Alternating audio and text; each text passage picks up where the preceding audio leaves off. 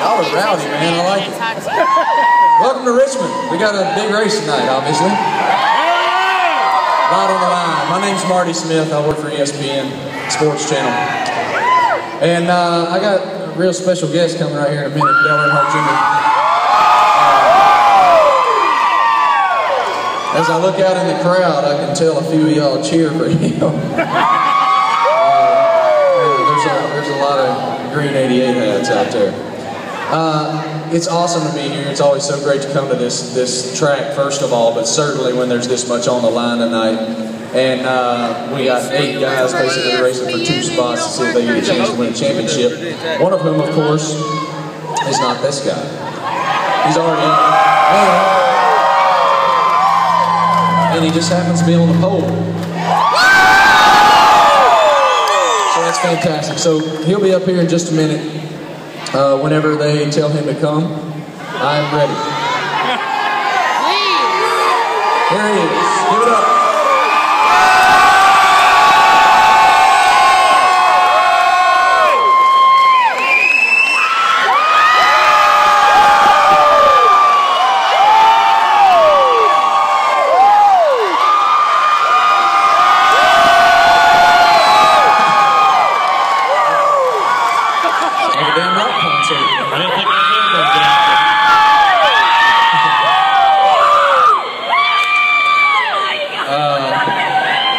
First of all, yeah, so good to see you, babe. Yeah, good to see you. Always good to see you. You noted last night your affinity for this place, how much you like Richmond. Sure. What is it about this place that suits you so well? Well, it's just like this racetrack I used to race at in South Carolina, Myrtle Beach. I mean, the shape of it, the banking, everything's the same. And so when I came here, I felt like, I really know this place because it's just like that place. So, when I started running here, I felt comfortable right away, and we won some races in the Nationwide Series. We had some luck in the Cup Series, and I like short track racing too, so just having that, we're always around each other, a lot of action all over the racetrack, and it's a tough little track to get around, and I think it's the right length too, 400 miles. You noted that you've won here before in a Cup car. I'm going to presume that might be the answer, but what is your favorite memory of Richmond International Raceway? Probably, we were running a nationwide race here, and I passed Martin on the outside. He was driving his Winn-Dixie car, and back then, you couldn't beat that car when he showed up at the racetrack. He was just impossible to outrun, and we ran all night long, right with him and right behind him, and with like 20 laps to go, we passed him on the top, and I thought that was pretty impressive for me. I was really, proud of myself. What did that tell you about you? Huh? Was that any sort of like coming of age moment? Oh, I don't know. I mean, I knew that Mark was impressed because we talked about that and talked about that a few more times, and I had a chance to race him a lot that year, and he showed me a lot. I learned a lot from Mark. Was glad he was running in the series at the time. On the pole tonight, congratulations. Thank you.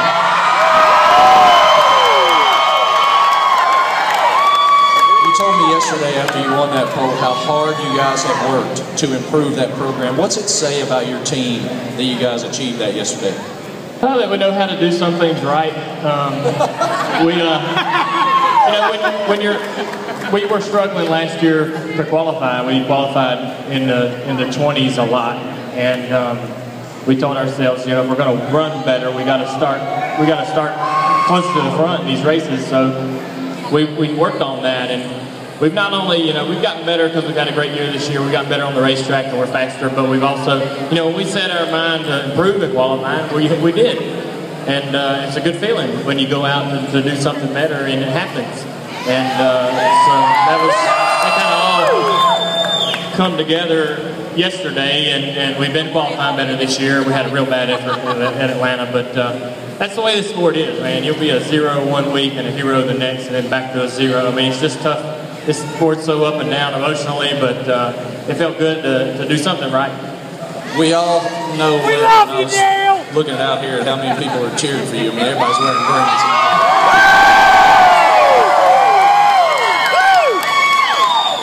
All your fans stood by you even when it was tough the last few years. I did wonder this, though. How has your relationship with them, or the way that you interact with them, maybe been different this year as opposed to because you're running so much better? What's it feel?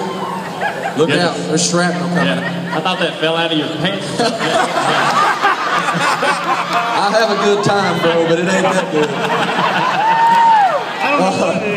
How has that been different, any, since you're running so much better? Yeah, the way that I mean, I'm in a lot better mood, and so when I'm at the racetrack, my interaction with the fans is a lot more positive.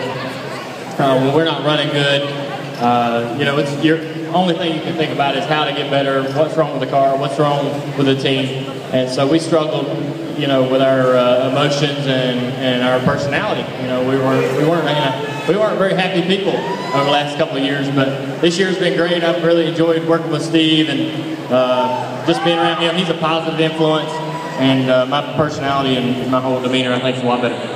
Back to the pole for a minute. How does that impact your opportunity to win tonight? I know that's really all that matters to you. Well, yeah, I think we get we're going to have a great pit stop. Pulling out of number 1 every time is going to make it pretty easy to gain some spots.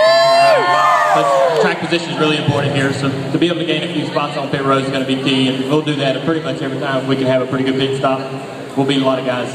And I think we're going to run good. I think we'll have a competitive car. We ran second here last time, so just feel like we just got to put it all together. We'll be up front near the end of the race.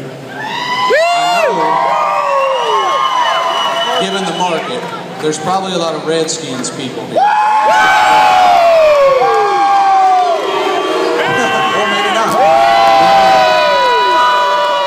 What are you expecting tomorrow out of your favorite football team? Oh man, they got a tough contest against New Orleans. I think New Orleans is pretty ticked off about what went on in the off season with them, with the bounty scandal and all that. So I don't know. I don't know if it's going to be the right way to break RG3 in, but hopefully they can have a good game. Hopefully they can do some good things to get them excited. Win or lose, I hope they have a productive game so they get excited about the rest of the year. Before we get him out of here, there is a fan question that I want to ask you. From Clay Ramirez. How has the team dynamic changed since Steve Letarte was appointed crew chief? How good is that handwriting? That's really nice. I mean, damn, that's some good handwriting. That is. Perfect. Perfect. It's not mine, by the way. Yeah, Steve, like I said, Steve's a real positive guy. If you guys have listened to him on the radio or listened to him on Cyrus, he does this radio show every week. He's just always thinking in a positive manner and thinking about how to get better and Shut up, just always has a smile on his face. So that kind of rubs off on the rest of the team and the whole group stays upbeat, and so it's just nice to be around people like that. It's nice to work with people like that. Nice to go to work and like who you work with. We all don't get that. We all don't get that luxury. So I'm enjoying that this year, and I give him all the credit, man. He's done a good job, just like last week, to run 7th with the car we had. That was all Steve deciding when to pit, when not to pit, when to get the wave around. He does a good job on top of the box. When we can't perform, he does a good job getting us a few spots on the racetrack just by his strategy and things that he does. He's real smart. We wish you well tonight, brother. All right, guys.